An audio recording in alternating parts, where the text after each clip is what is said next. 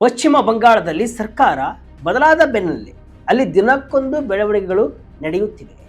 S, west ಬೆಂಗಾಲ್ನಲ್ಲಿ uniform civil code ಅಂದ್ರೆ UCC ಮಸೂದೆಯನ್ನ ಅಸೆಂಬ್ಲಿಯಲ್ಲಿ ತರೋಕೆ ಬಿಜೆಪಿ ಸರ್ಕಾರ ಎಲ್ಲಾ ರೀತಿಯ ತಯಾರಿಯನ್ನ ಮಾಡಿಕೊಂಡಿದೆ.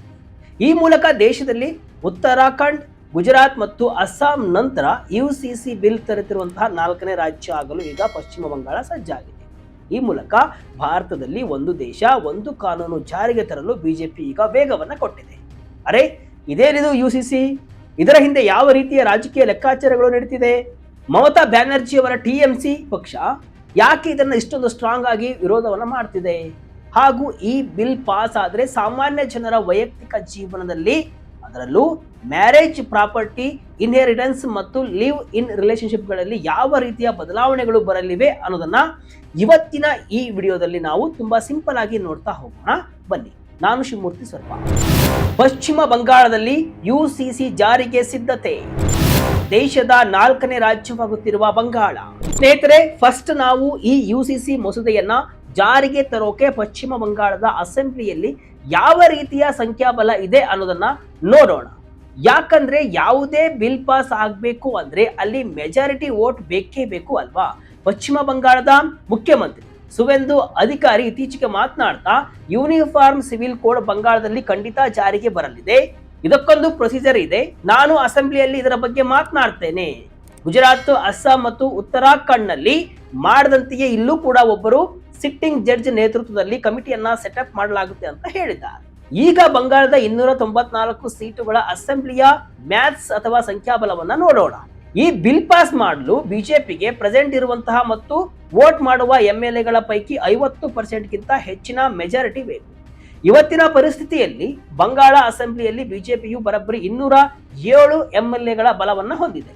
ಇನ್ನು ಅಪೋಸಿಷನ್ ಲೀಡರ್ ರಿತಾ ಪ್ರತಾಪ್ ಬ್ಯಾನರ್ಜಿ ಅವರ ನೇತೃತ್ವದ ತೃಣಮೂಲ ಕಾಂಗ್ರೆಸ್ ರೆಬಲ್ ಬಣದ ಬಳಿ 65 ಎಂಎಲ್ಎಗಳು ಇದ್ದಾರೆ. ಆದ್ರೆ ಮಮತಾ ಬ್ಯಾನರ್ಜಿ ಅವರ ಅಧಿಕೃತ ಟಿಎಂಸಿ ಬಣದ ಬಳಿ ಇರೋದು ಬರೀ 15 ಎಂಎಲ್ಎಗಳು ಮಾತ್ರ. ಇನ್ನುಳಿದ ಸಣ್ಣ ಪುಟ್ಟ ಪಾರ್ಟಿಗಳ ಬಳಿ ಒಟ್ಟು ಸೇರಿ 7 ಶಾಸಕರುಗಳು ಇದ್ದಾರೆ. ಸೊ ಈ ಲೆಕ್ಕಾಚಾರವನ್ನ ನೋಡಿದ್ರೆ ಬಿಜೆಪಿಗೆ ಈ ಬಿಲ್ ಪಾಸ್ ಮಾಡೋದು ತುಂಬಾ ಈಸಿ. ಇದು ಬಿಜೆಪಿಯ ಎಲೆಕ್ಷನ್ ಮ್ಯಾನಿಫೆಸ್ಟೋದ ಭರವಸೆಯೂ ಕೂಡ ಆಗಿತ್ತು. ಅಧಿಕಾರಕ್ಕೆ ಬಂದ 6 ತಿಂಗಳೊಳಗೆ ಇದನ್ನ ಇಂಪ್ಲಿಮೆಂಟ್ ಮಾಡ್ತೀವಿ ಅಂತ ಪ್ರಾಮಿಸ್ ಅನ್ನು ಕೂಡ ಮಾಡಿದ್ರು.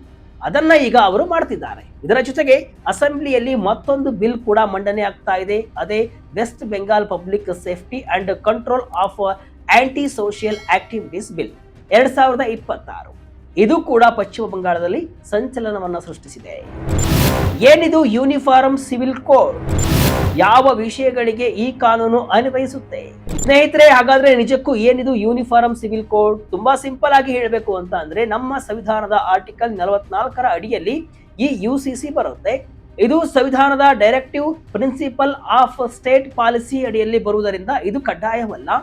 ಆದ್ರೆ ರಾಜ್ಯ ಸರ್ಕಾರಗಳು ಸಮಾನತೆಯನ್ನ ತರಲು, ಲಿಂಗ ತಾರತಮ್ಯವನ್ನ ಹೋಗಲಾಡಿಸಲು ಮತ್ತು ದೇಶದ ಒಗ್ಗಟ್ಟನ್ನ ಬಲಪಡಿಸಲು ಇದನ್ನ ಗೈಡಿಂಗ್ ಪ್ರಿನ್ಸಿಪಲ್ ಆಗಿ ಬಳಸಿಕೊಳ್ಳಬಹುದು.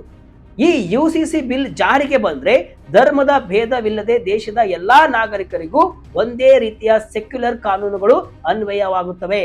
ಅಂದ್ರೆ ಆಸ್ತಿ ಹಕ್ಕು, ಮ್ಯಾರೇಜ್ ಮತ್ತು ತೆಗೆದುಕೊಳ್ಳುವುದು, ಉತ್ತರಾಧಿಕಾರ, ಡೈವರ್ಸ್ ಮತ್ತು ಜೀವನಾಂಶ ಮುಂತಾದ ಎಲ್ಲಾ ವೈಯಕ್ತಿಕ ವಿಷಯಗಳಿಗೆ ಒಂದೇ ರೀತಿಯ ಕಾನೂನು ಜಾರಿಗೆ ಬರುತ್ತೆ. ಸದ್ಯದ ಪರಿಸ್ಥಿತಿಯಲ್ಲಿ ಹಿಂದೂಗಳು, ಮುಸ್ಲಿಮರು ಮತ್ತು ಇತರ ಧರ್ಮಗಳಿಗೆ ಬೇರೆ ಬೇರೆ ಪರ್ಸನಲ್ ಕಾನೂನುಗಳಿವೆ. ಯುಸಿಸಿಯನ್ನ ಜಾರಿಗೆ ತಂದ್ರೆ ಎಲ್ರಿಗೂ ಒಂದೇ ವೈಯಕ್ತಿಕ ಕಾನೂನು ಬರುತ್ತೆ. ಸದ್ಯ ಕ್ರಿಮಿನಲ್ ಕಾನೂನು ಮಾತ್ರ ಎಲ್ರಿಗೂ ಕೂಡ ಒಂದೇ ರೀತಿ ಇದೆ. ಆದ್ರೆ ಒಂದು ವಿಷಯವನ್ನ ನಾವು ಗಮನಿಸಲೇಬೇಕು, ಪಶ್ಚಿಮ ಬಂಗಾಳದಲ್ಲಿ ಯುಸಿಸಿ ಜಾರಿಗೆ ತರೋದು ಅಷ್ಟು ಈಸಿ ಅಲ್ಲ. ಯಾಕಂದ್ರೆ ಅಲ್ಲಿನ ಸಂಸ್ಕೃತಿ ಮತ್ತು ವೈವಿಧ್ಯತೆ ತುಂಬಾ ದೊಡ್ಡದಾಗಿದೆ. ಜೊತೆಗೆ ಅಲ್ಲಿ ಸುಮಾರು 30% ಗಿಂತ ಹೆಚ್ಚು ಮುಸ್ಲಿಂ ಜನಸಂಖ್ಯೆ ಇದೆ.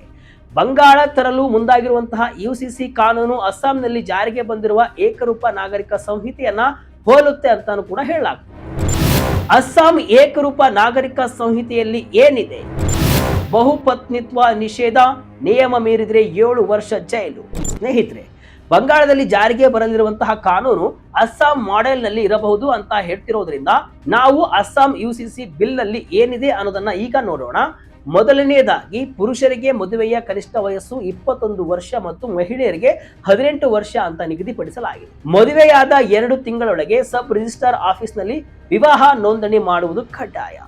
ಹೊಸ ಬಿಲ್ ಜಾರಿಗೆ ಬಂದ್ರೆ ಹಳೆ ಎಲ್ಲಾ ವಿಚ್ಛೇದನ ಮತ್ತು ಮದುವೆಗಳನ್ನ 2 ತಿಂಗಳೊಳಗೆ ರಿಜಿಸ್ಟರ್ ಮಾಡಿಸಬೇಕಾಗುತ್ತೆ.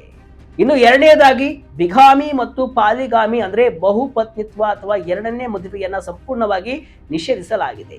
ಈ ನಿಯಮ ಮೀರಿದ್ರೆ 7 ವರ್ಷಗಳವರೆಗೆ ಜೈಲು ಶಿಕ್ಷೆ ವಿಧಿಸಲಾಗುತ್ತೆ. ಇನ್ನು ಅತ್ಯಂತ ಚರ್ಚೆ ಆಗುತ್ತಿರುವಂತಹ ವಿಷಯ ಅಂದ್ರೆ ಲಿವ್ ಇನ್ ರಿಲೇಶನ್ಶಿಪ್ಗಳು.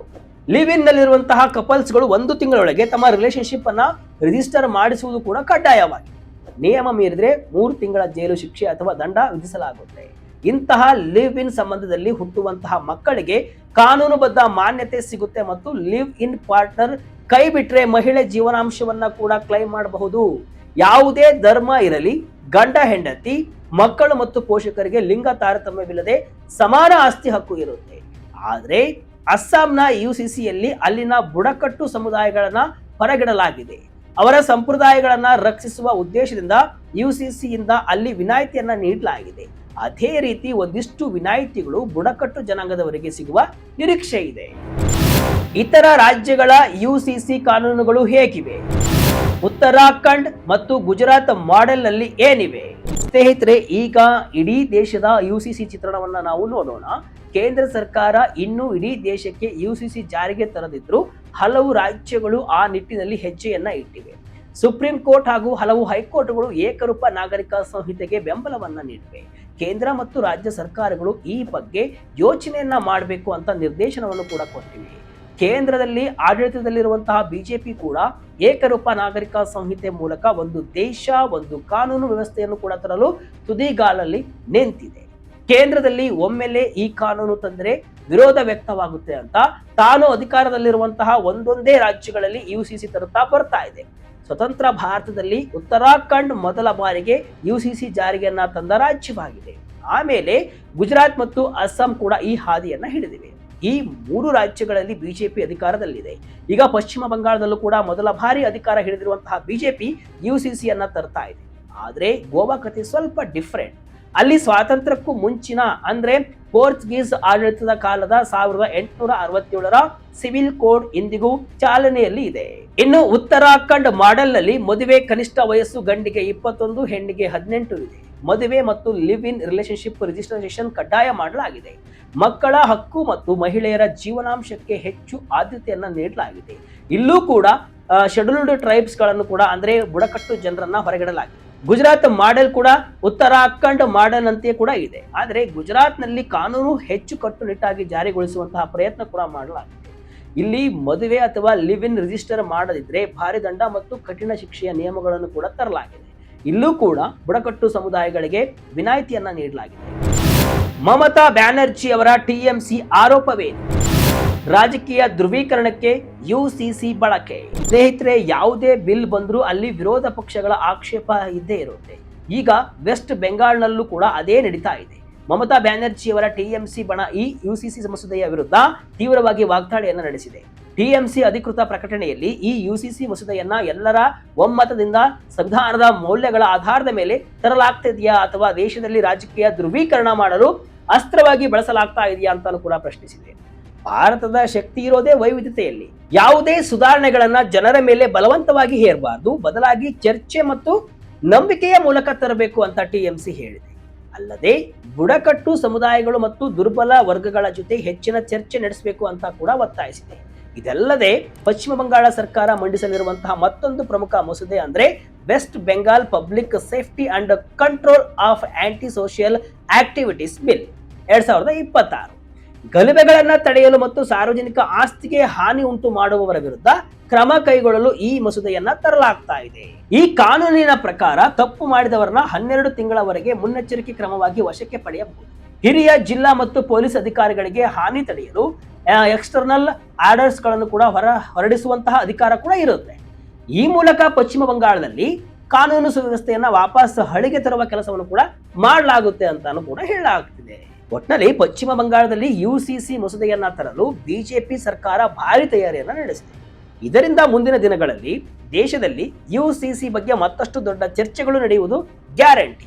ಈಗಾಗಲೇ 3 ರಾಜ್ಯದಲ್ಲಿ ಯುಸಿಸಿ ಆನ್ ದ ರೋಲ್ ಇದೆ. ಈಗ ಅದಕ್ಕೆ ಪಶ್ಚಿಮ ಬಂಗಾಳ ಕೂಡ ಸೇರ್ತಾ ಇದೆ. ಮುಂದೆ ಯಾವ ರಾಜ್ಯದಲ್ಲಿ ಯುಸಿಸಿ ಜಾರಿಯಾಗುತ್ತೋ ಗೊತ್ತಿಲ್ಲ. ದೇಶಕ್ಕೆ ಏಕರೂಪ ನಾಗರಿಕ ಸಂಹಿತೆಯ ಅಗತ್ಯವಿದೆಯಾ ಈ ಇಡೀ ಬೆಳವಣಿಗೆಯ ಬಗ್ಗೆ ನಿಮಗೇನು ಅನ್ಸುತ್ತೆ? ನಿಮ್ಮ ಅಭಿಪ್ರಾಯವನ್ನ ಮರೆಯದೆ ಕಮೆಂಟ್ ಮೂಲಕ ತಿಳಿಸಿ. ಇದಿಷ್ಟು ಇವತ್ತಿನ ವಿಶೇಷ. ಇದೇ ರೀತಿಯ ಹಲವು ವಿಶ್ಲೇಷಣೆ ಮಾಹಿತಿ ಅಷ್ಟೇ ಅಲ್ಲ, ಮನೋರಂಜನೆಯ ವಿಡಿಯೋಗಳಿಗಾಗಿ ವಿಜಯ ಕರ್ನಾಟಕ ವೆಬ್ಸೈಟ್, ಫೇಸ್ಬುಕ್ ಹಾಗೂ ಯೂಟ್ಯೂಬ್ ಪೇಜ್ ಅನ್ನ ಫಾಲೋ ಮಾಡಿ. ಧನ್ಯವಾದಗಳು.